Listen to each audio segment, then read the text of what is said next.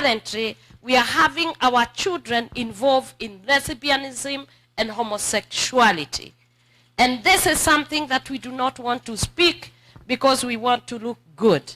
You look good and let your children go to hell.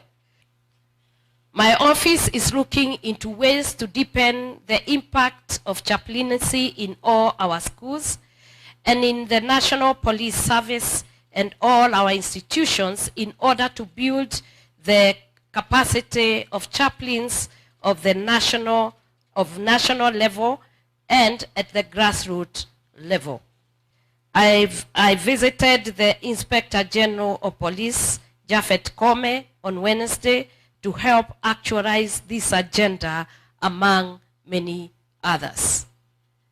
Institutions like the police and the prisons are lacking in areas of chaplaincy, mentoring and counseling, and that is why most of our young people, and especially the people I have a passion for, the boy child, is in those institutions.